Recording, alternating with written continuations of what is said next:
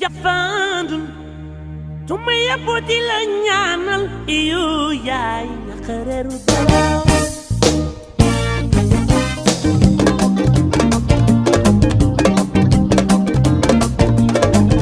piki no bin yaay ramatu de kay na wando dong warulu tontu Salam alaikum à tous nos amis internautes de votre site d'information sans limite. C'est toujours un plaisir di ànd ak yéen ci seeni différentes émissions. Alors seen émission bi nga xamante ni mi ngi tudd Gise ak la rencontre avec vous revient. Alors émission bi nag comme ni ma ko waxee toujours dañuy faral di yëngu ci li nga xamante ni actualité la lépp lu soxal réew mi dañu koy waxtaane muy politique muy people muy fait divers duñu bàyyi dara. Alors tey nag dañu am en exclusivité ki nga xamante ni mooy maman suñu yaay booy jëru sax may jaar si tur bi ki nga xamante ne mooy Moustapha bu ko filmé di ngeen ko gis ndax présentation moom sax macha allah bu toogee rek da ngay xam ni kii la mooy Ndella Madior de son vrai nom yaay booy maa ngi lay nuyu di la bàyyi nuyu ak mbokk internet yu sans limite. maa ngi lay fay Ouzin di nuyu tous les abonnés de sans limite. di nuyu Sénégal yëpp. alors du nuyu Sénégal yëpp waxtaan bi nag duñu ko tàmbali wala sinon dañuy attaquer directement li nga xamante ni yëngal na jamono réew mi yëpp di ko waxtaane muy groupe WhatsApp bi nga xamante ni da nga ko créé pour ñi nga xamante ni amuñu fàtte ngeen ay Adji Sarr ak non loolu dinañ si ñëw loolu dinañ si loolu léegi groupe WhatsApp baa xew non dinañ si ñëw dinañ si xam nga ñun si actualité la ñuy dox yaay booy donc loolu yëpp dinañ ko waxtaane mais quand même nag lan nga ñu mën a yan explication nga ñu mën a jox ci groupe WhatsApp bi. Ouais, c'est un groupe WhatsApp de l'agence amicale et matrimoniale. Amicale et matrimoniale. Donc de Ndella Madior Diouf. xam nga man samay produit man dama siy def sama tur. làkkatu ma am na ñu fi créé ay entreprise di làkkatu. derrière kenn du xam ñoo ko moom société anonyme. voilà à responsabilité limitée. donc là j'ai mis mon nom devant. pour sécuriser le groupe. et les gens dañuy am confiance. ñi nga xam ne ma bëggoon xam. bëgg waxtaan ak moom da ngay gis ndeysaan ñu dugg ci groupe bi. parce que c'est extraordinaire il y a des gens rien qu'en écoutant ma voix ça les calme et ils sont tellement contents. parce que soo liiree sama WhatsApp j'ai 13 000 et quelques messages non lus. parce que parfois quand je suis fatiguée je lis pas mes messages mais gars yi de moom suñ ma déggee. donc. en live dañuy kontaan donc groupe WhatsApp bi lañ si jublu fexe ba ñuy wéet seen kër ñuy wéet seen kër mën a xamante et ça c'est très important très très très important et puis mu am benn jigéen bu baax nag moo ma woo parce que man j'ai créé l'agence depuis l'année dernière où les gens payaient 50 000 francs pour les hommes et 30 000 francs les femmes. Après je crée des links. balaa may créer link nag damay étudier personnalité nit ki mu envoyé ma sa photo sa description et après dès que j'ai toutes les données. je fais les links. personnellement may def link yi. c'est pas un site de rencontre. parce que site de rencontre dañuy affiche photo yi. mais les photos yi si man lay ñëw. voilà et j'ai eu l'année dernière 4000 demandes quoi. 4000 demandes. en un laps de temps. après affaire bi explosé quoi. donc ma pose ko tuuti pour réorganiser def ko benn genre application boo xam ne lépp si man lay ñëw. donc je pourrais savoir les inscrits du Sénégal les inscrits de Côte d'Ivoire de Montréal de Chine de Japon un peu partout comme ça je pourrais en fonction de la demande de la personne. La personne peut me dire je veux me marier en France. ou bien au Zimbabwe ou bien en Afrique du Sud. parce que je suis en Afrique du Sud. donc et là pour éviter certaines distances donc je crée ou à France ou à Montréal ou à New York ou à Brésil etc. et tout donc c'est extraordinaire ça crée des connaissances. te yaaba la daal. ndax des différentes nationalités aussi ou bien. différentes nationalités oui. des différentes nationalités. les gens viennent mais la majorité c'est des Sénégalais de la diaspora. et du Sénégal maintenant ñenn ñi nag bon écoute ils sont au Sénégal ils veulent avoir un visa. parfois ils te disent écoute je veux quelqu'un qui est au Canada ou bien à New York quoi pour je dis écoute non il faut pas tricher. il faut pas tricher affaire bi agence matrimoniale agence boo xam ne ça aboutit en mariage. kon doo ànd ak nit ki pour am benn visa. ça c'est pas sérieux. et là automatiquement je refuse. mais man li ma jaaxal mooy parce que yaa ngi wax yaa ngi nii 13 000 messages non lus. lu ma C'était avant que je crée. avant que Parce que moi, j'ai utilisé mon numéro personnel. Moi, je l'ai utilisé avant que je crée. Mais là, avec le truc là, je suis obligée de répondre. de répondre. Je fais de mon mieux. Waaw. mais lu ma mën a jaaxal naka nga mën a jël nit ki PV bon à laps de temps nga bëgg a jàng jikkoom ba xam ko war ko placer ak beneen soxna wala soxna bi tamit nga war ko jàng ba maîtriser ko war ko placer. Écoute, beneen 50 000 francs, gars, ils donnent qu'un fay. Donc, ça te fait pas beaucoup de clientèle finalement. je parle pas d'argent quoi en fait. Les gens, non, je veux dire, c'est un tri. C'est un tri. Parce que moi, je ne vais pas perdre mon temps à chercher un époux ou bien une épouse à quelqu'un qui ne s'inscrit pas. Ce qu'on a fait, qu'on fait 50 000, je prends mon temps et je cherche pour la personne. Okay. Donc, alors que le téléphone sonne sans arrêt, non-stop. Là, actuellement, je me fais non-stop. Maintenant, quand je dis, madame, madame, écoute, madame, c'est mon foule, si tu payes tes 50 000, c'est une recherche personnalisée, je recherche pour toi. D'accord? Si tu ne payes pas, je t'écoute. C'est banque de données. D'accord. Ça, c'est l'agence. C'est l'agence matrimoniale. C'est une recherche personnalisée. Madame Yo, je fais 50 000, je juste mon temps, 1 mois, 2 mois, à te proposer un bon profil. Donc, jusqu'à la satisfaction. Voilà. Donc là, il doit me rush quoi parce que gars yi dañuy nay quoi. gars yi dañuy nay. léegi mais bu jigéen ñi nag bu 10 000 francs dañuy inscrire bu 10 000 francs, c'est une explosion quoi. Donc bu 10 000 francs, mais même avec bu 10 000 francs, les gens yenn catégorie góor ñi dañuy te damaa bëgg nga dugal ma rek après jàpp si rek. dans un mois moo dugal di ma ne ko 10 000 francs ku mu fay 10 000 francs. te nga bëgg soxna. te bëgg soxna te jarul nga ñëw. vraiment comme may bu njëkk bi dina yéex de. jarul waaw ma ne jarul nga ñëw boo soxna waay. quand même boo soxna quoi. mais et puis là 10 000 francs c'est une somme symbolique quoi. am na ñoo xam soo leen ko waxee dañuy reetaan. waaw donc parce qu'ils trouvent ça que c'est vraiment petit. Mais c'est une participation symbolique pour qu'on te prenne au sérieux et pour que tu dugg. Là, donc c'est ça, man. Moi, je fais que te faire rentrer dans le groupe. Hein. Et après, il y a 7 à sa bopp. Xam nga le groupe normal, mooy groupe WhatsApp normal yi. Tout est visible, audible. Soo envoyé benn vocal ñëpp a koy déggandoo. Bii mën nañu def benn thème waxtaanee ko ñëpp a déggandoo ko. Mais la recherche hors groupe lay nekk. hors groupe lay nekk PV daal. Au groupe. mag ñi ñun dañuy jëlante PV suuf de. baax na suuf impérativement. Okay. Impérativement quand tu rentres par exemple tu peux rencontrer un exemple 50 adhérents. Ou bien parce que chaque jour day yokku. Tu rencontres par exemple 100 personnes. Tu vas pas dire waaw soxna Diarra dama la bëggoon. donc wax ci kaw. donc tu vois le numéro de téléphone de soxna Diarra. tu regardes son profil. et nga contacter un autre groupe. groupe bi à partir de quel âge la ñuy dugalaat. mais la majorité. boo amee 17 ans du waroo dugg si groupe. non j'ai pas encore c'est vraiment depuis les personnes c'est des 40 ans 50 ans 30 ans. ñoom ñoo si dugg amaguma ay quand même ay 18 ans. ñoom ñoo si dugg mais sëy bi nga xamante ne da cay fasu sëy bu fasoo à partir de groupe boobu ñaanu ma ko yàlla 3 mois 4 mois sëy boobu tekkeeku. et alors sa tur da ciy xaw a laal ndax danaan groupe WhatsApp bu Ndella Madior Diouf laa ko xamee. et alors c'est des adultes. boobaa du xaw a laal tuuti il y sa a image. aucune responsabilité dans cette histoire on les met en contact après ça peut marcher comme ça peut ne pas marcher. Voilà.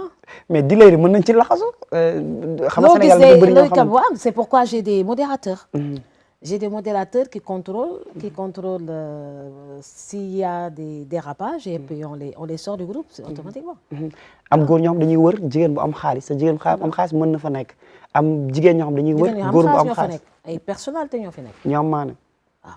mais ñu siiw yi naka nañ sool nekk ñu siiw. ñu siiw ñu am na ñu siiw ñu fi nekk mais dam lay wax bu ñu dugal seen tur.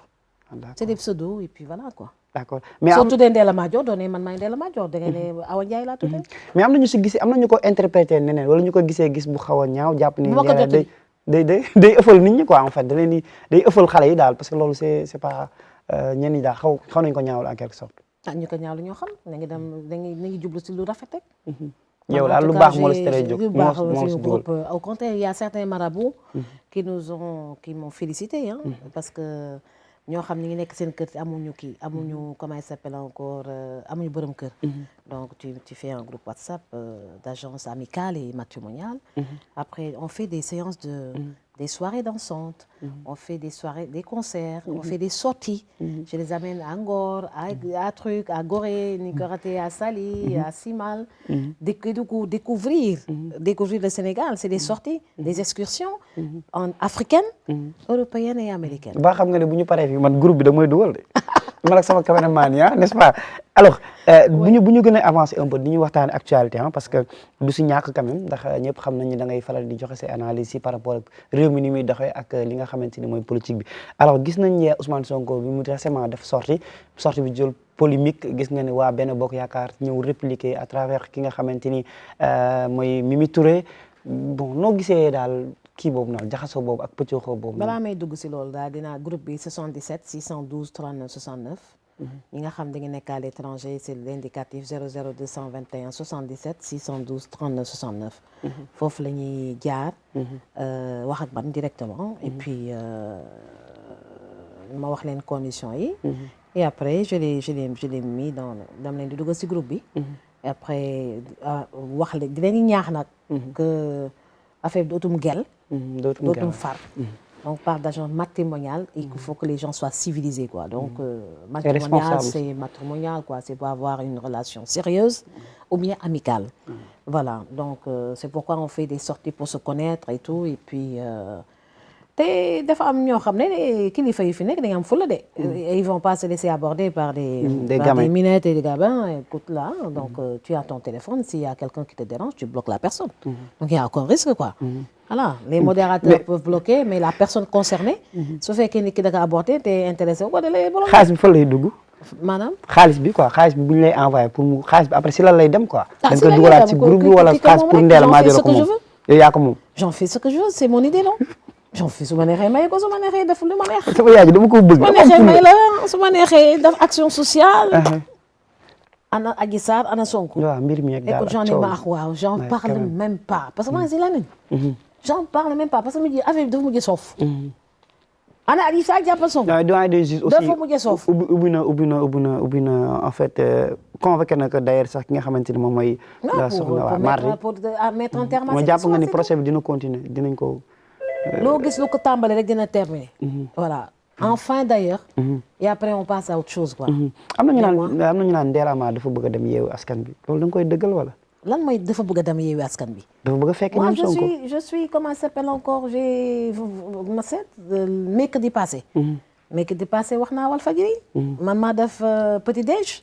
et j'ai dit que yeewu askan bi a eu 700 000 voix. sur 33 pratiquement départements. donc mooy majoritaire. c'est opposition bi. donc pour ñu normal. il faut que tout le monde. dama renforcer yeewu askan bi gisuloo ni ma yëngalee ni nga xatee parti au pouvoir. ñoom ñu ngi jubóo temps yi. série de jubóo la actuellement. parce qu'ils savent que. en face. on est en train. tout le monde est d'accord. tout le monde. en hors antenne. maintenant il faut aller voir les gens arrondir les angles pour ñu wane carrément que tout le monde est d'accord publiquement. voilà mais ku nekk yaa ngi bëgg a créer sa coalition c'était pour avoir une bonne position au niveau des listes et tout. xam nga Ouzin dama bett Sénégal yëpp. moi je suis très généreuse. te man soxoruma. reconnaître publiquement que Yewwi est majoritaire. donc c'est une très bonne chose am na ñoo xam ne duñ ko reconnaître ba dina tukki. donc Yewwi Askan Wi il faut reconnaître malgré beaucoup de difficultés toutes les difficultés réussir na vraiment remporter beaucoup de choses. beaucoup de villes de départements. donc Benno a beaucoup perdu. même s'ils disent qu'ils ont gagné maintenant suñu sàgganee ba tas Benno moo ñuy ëpp doole parce que c'est raw gàddu d'un point xam nga raw gàddu différence 1 million ak 1 point moo si yem 1 point rek bu gàddu lépp kon su fekkee ñun dañu bëgg diirante mbagg suñuy biir ñun opposition bi ku ne damal sa bopp dinañ dem assemblée nationale mais ak plus fort reste actuellement Aïda Mbodj plus fort reste la Sonko plus fort reste la Mamadou Lamine Diallo kii plus fort reste la ñu de quoi plus ñoom ñëpp plus fort reste la ñu Benno ñoo am majorité bu am solo boo xam ne mécanique dina leen déglu nii avec des temps de parole dérisoires et après ils font ce qu'ils veulent il est le roi c'est un président si benn régime présidentiel démocratique mais c'est comme un roi le président Macky Sall. Voilà su fekkee nag dañuy bëgg a mettre un terme à ça. Il suffit qu'il y ait une seule liste. de l'opposition. ñun ñëpp ñu dem renforcer. Benno ñun bi ñu amee problème ak docteur Dia. dans wàllu dañuy woo waa Yewwi. ni ñëw jàppale ñu. léegi nag ñoom continuer ñu waxtaan boobu. daf ko ni nga xamante fële à Pikine. donc pourquoi ne pas le généraliser. D'accord. Maintenant ma réaction spontanée. a surpris plus d'un. même waa Yewwi affaire bi da leen jaaxal parce que affaire tuuma si kenn. waaw comme me disait Madické Niang elle est tellement généreuse que quand il prend une décision. elle lance son idée après lu ko si topp ko si quoi. je vais pas rentrer dans les détails quoi. pour jaar naa daal fa ma war a jaar. jaar naa fa ma war a jaar et c'est une bonne chose d'essayer de réunir toute l'opposition ou bien la plus significative autour de Yewwi pour remporter. pas pour aller à l'Assemblée nationale. pour remporter. les élections et avoir la majorité à l'Assemblée nationale. mais avec le parrainage noonu est-ce que jàpp nga ni dina nekk lu facile parrainage bi. comme mënul am 38 000 voix quand même minimum ou 55 000 voix c'est pas sérieux quoi. donc gis naa leen quand même gis naa beaucoup de personnes qui sont contre le parrainage et cetera mais nous on a été formés au ministère de l'Intérieur de la semaine dernière. même si Benno amène 1 million de parrains. 55 000 rek la ñuy jël validé ko yéen yëpp à la poubelle. est-ce que dégg nga bu baax li ma wax. dégg naa la baax s'ils amènent 1 million. 55 000 la ñuy validé yéen yëpp à la poubelle. ñeneen ñi ñëw ñu validé. 55 000 c'est rien du tout. donc benn parrainage pour les coalitions sérieuses parrainage du leen bloqué ah. voilà. du leen bloqué mais donc yow am nga espoir que ni Yewwi Askan Wi bu ñu mbooloowee. dañuy gagner d'office. Il suffit qu'on se mette autour de Yewwi et qu'on ait la majorité. soo amee majorité il y a tellement de postes après à l'Assemblée nationale. mais est-ce que doo dem ba si biir nga xaw a werante ak waa Yewwi Askan Wi li tax parce que ñenn ñi ñu si bëri ñoom dañu rejeter li nga xamante ni mooy parrainage bi mais yow peut-être yaa ngi joxe ay solutions. comme quoi que donc Sonko dégg naa carrément wax qu'il n'a pas de problème de parrain. de parrainage parce que ñoom ëppale woon nañu ça si présidentielle bi. donc ñi nga xam ne mosuñu participer ci élection législative yi gis naa leen ñuy agité donc ñun ñëpp suñu teggi woon parrainage bi ñu jël mais ñi ma gis ku fi gedd sa yaay aye Ndella Madior Diouf à l'Assemblée nationale. Sénégalais yu bëri. yàgg nañ ko bëgg. oui quand même depuis 2012. oui quand même 2012 j'ai déposé ma caution de 20 millions. À l'époque il y avait le parrainage. pour les indépendants 10 000 voix. 10 000 signatures. voilà donc et puis beaucoup de l'Assemblée nationale c'est l'Assemblée nationale quoi. donc on vise plus que l'Assemblée nationale. mais c'est un passage quand même honorable. donc troisième mandat bi xanaa peut-être di nga si wax kon. troisième mandat il n'a pas le droit au troisième mandat c'est tout. Nul ne peut faire plus de 2 mandats consécutifs. La durée du mandat n'a pas été précisée. Donc c'est vrai que certains vont dire que c'est le Conseil constitutionnel qui va statuer, etc. et tout. Mais bon, il sait pertinemment qu'il a droit à 2 mandats et que le premier mandat de 7 ans en fait partie. Maintenant, c'est politique. Les gens vont se coucher si camp bi nga nekk di nga xeex. Mais le président doit organiser la présidentielle de 2024. Mais ce qui est important actuellement, c'est pas cette histoire de présidentielle. Ce qui est important, c'est le 31 juillet. On doit faire des législatives de 2022 un référendum et une présidentielle anticipée. man waxatuma histoire de 2024. parce que élection yi dafay déterminer par exemple élection présidentielle yi ñëw. suñu tasee Macky Sall day toogaat. suñu booloo. Macky Sall day dem. mais Macky Sall nduru na la kuy cédé si yenn affaires yi comprendre parce que dañu wax ñun affaire président nguur dafa neex ba parfois troisième mandat yi dañ koy jël. ça c'est pas notre problème. opposition bi. suñu bëggee jël nguur gi. législative yi mooy seen chance. ku tàccu nag ku ñu yàlla tàccu nag. nga bañ a fekk nag yaa xam. jàpp nga ni daay saa ñoom moom war nañu mën fecc. absolument. donc avec 700 000 voix. avec des départements yi nga xam ne nekk ñu fa woon. ils arrivent à avoir 700 000 voix. le PDS wàllu am 400 000 voix. PDS su ñëwee rejoindre ñu. rejoindre Yewwi. donc ça va être magnifique et puis. Et on gagne et puis comme gis nañu soo waxee ñu ne waaw opposition bi ñoom du ñu déggaloo da ngeen di sonal seen bopp mais bi nga gisee que affaire bi lii ndee la wax gaa yaa ngi si topp de waaw ñu si débat gaa yaa ngi si topp de ñu ne waaw pourtant elle a raison cette femme elle a raison écoute commencé ñëpp la ngi jëli pour indi la ñu toog man ak Aïda Mbodj on va aller démarcher tout le monde muy Bougane muy tout le monde parce que écoute suñu dajaloo jàll kon lu tax ñuy tas mais est-ce que ce sera facile de convaincre Bougane pour Bougane il vient d'arriver il a envie de prouver mais on va le sensibiliser pour qu'il s'arrête rien du tout s'il se met à part il ira à l'Assemblée nationale au plus fort amul njëriñ mais ñenn ñi wax naan Bougane dafa xaw a manqué maturité politique loolu noo may wax si loolu bon par yenn décision yi nga xam ne da koy faral di jël je le respecte chacun son parcours jàmbaar la parce que vraiment il a eu des résultats il a souffert on l'a privé de beaucoup de choses mais bon il fait son chemin d'apprentissage politique mi ngi doog a dugg fait son chemin mi ngi doog a dugg mais kon mi ngi doog a dugg ñu ngi si depuis 2005 2007 2009 2014 2017 2019 maintenant 2021 2022 voilà donc disons 2022 donc affaire bi jaar-jaar la le président Abdoulaye Wade a fait 27 ans d'opposition affaire bi jaar-jaar la man maa ngi si bëgg a yàgg depuis 2005 waaw moo tax réew mi bëgg nga dem toog assemblée dañ ma ko yéene xel leen waaw quand même am na ñu la ko dañ ma ko yéene ñu bëri dañ ma ko yéene écoute cet épisode là vraiment suivre tuma ko bu baax dinaa seen gars yi di wax nii rek nee naa leen yooyu man vraiment j'en ai marre de cet épisode là de cette série là vraiment qu'on en finisse et qu'on passe à autre chose donc j'ai bien parlé à Walfadjri j'ai bien parlé à nous les femmes j'ai l'habitude de dire on a toutes été violées ce que j'ai dit à Walf mais je pense que les gens ne m'ont pas compris et qu'il y a des viols yu sedd ak il y a des viols yu agressifs et que parfois da ngay bàyyi mu sedd même si biir néegu sëy viol dafay am mais parfois nga da ngay bàyyi mu sedd su fekkee bëgguloo bàyyi mu sedd nag da ngay teel a jóg constater affaire bi médicalement porter plainte jël ses avocats mu jaar yoon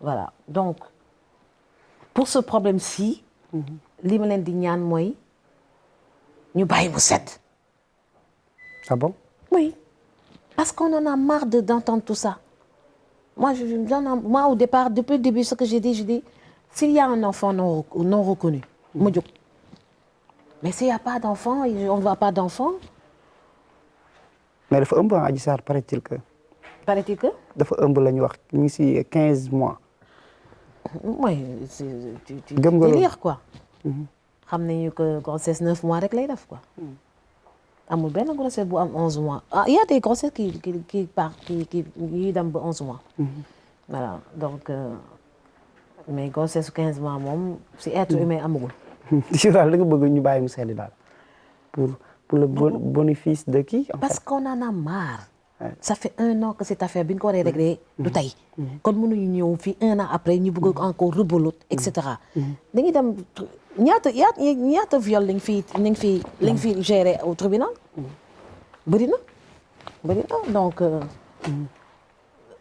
tout ne va pas tourner autour de cette affaire tous les jours voilà donc journalistes yi nag ñoom dafa mel ni lii rek la ñuy xaar ñoom suba moom mardi bi moom ils sont pressés su doon ñoom sax dañuy raccourcir la nuit quoi pour dem tribunal pour voir l'arrivée de la dame oh là là j'ai pas envie de cette énergie négative personne n'a besoin de cette énergie yal na leen yàlla may jàmm waaw yal na leen yàlla may jàmm na ñooy waa et puis on passe à autre chose yal na leen yàlla may jàmm yow tamit yal na la yàlla may jàmm donc jël nañ si sa temps xam nga moom bu ñu la gisee suñu yaangee dañ la bëggal suñu bopp dañuy profité daanaka jël li nga xamante réew mi yëpp mi ngi koy waxtaane ak li sama cameraman di waxtaane sax ak li monteur yi di waxtaane ñu daal di la koy poser comme question donc lan ngay daanele mooy réew mi daal jàmm la ngi ñaan jàmm la ngi ñaan am na ñoo xam ne ay safara lañu quand je vois les réseaux sociaux les deux camps ku si nekk am sa mbër si réseaux sociaux yi saaga bu mu fu mu ñaawee rek ñu saagante et puis je dis est-ce que ñii lii mooy seen gagne-pain quoi dafa am ñoo xam ne dañ ko def gagne-pain comme du côté des deux côtés am ñoo xam ne dañ ko def gagne-pain quoi donc il faut nañu arrêter quoi nañu arrêter quoi donc Adji Sarr na xalaat boppam voilà na xalaat boppam dama ne ma koy conseiller en tant que maman à un certain stade là il faut savoir passer à autre chose il faut savoir passer à autre chose vraiment ñoom ñëpp je les conseille de passer à autre chose et d'arrêter de faire de cette affaire un business quoi parce que c'est devenu un business pour la presse c'est la recherche de vues. Nous la presse mais bien sûr c'est devenu un business et c'est regrettable. Maintenant concernant l'opposition les échéances à venir ne perdons pas de temps. Il nous reste une semaine pour xale yi dem inscrire sur le fichier électoral. ñu bees ñi dañuy dem inscrire sur le fichier électoral. Et après dem uti les représentants au niveau des bureaux de vote. Il nous reste 4 mois, on est à 4 mois du 31 juillet. Le temps est tellement court. Et on a 46 départements. On a la diaspora. Donc, 90 députés pour les listes départementales, 60 pour la nationale et 15 pour la diaspora. Et apparemment, dañuy bëgg a yokk député. dañuy bëgg a yokk député ouais. Voilà, parce que tey revue de presse, je me réveillais seen na affaire boobu. Voilà, donc apparemment, tant mieux. Tant mieux ñu yokk ko parce que 165 sur une population de 17 millions d'habitants donc je trouve qu'on peut bel et bien augmenter le nombre de députés su ñu bëggee sauver le Sénégal ñun ku si nekk en fonction du camp ku si nekk da ngay wax la arranger moi je suis du camp de l'opposition donc si on veut sauver le Sénégal pour faire en sorte que métit bi nga xam ne le Sénégalais di dund plus jamais ça nañu def benn bloc autour de Yewwi Askan Wi et arracher l'Assemblée nationale. loolu rek sinon. ak ku nekk na demal boppam xool. demal boppam kontaan na dama lay boppal tamit plus fort rek nga fay duggee. wala benn ou deux députés. lay wax ci Sans Limites.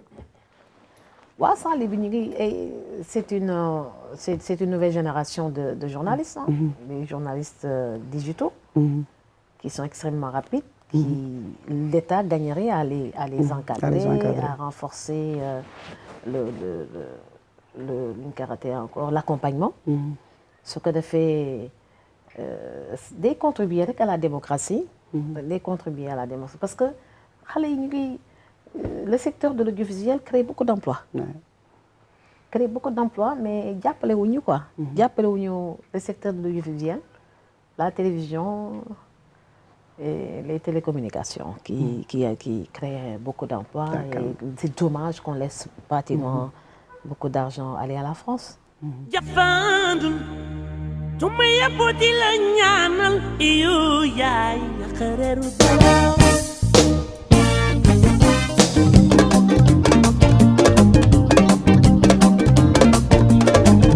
piki no bin yaay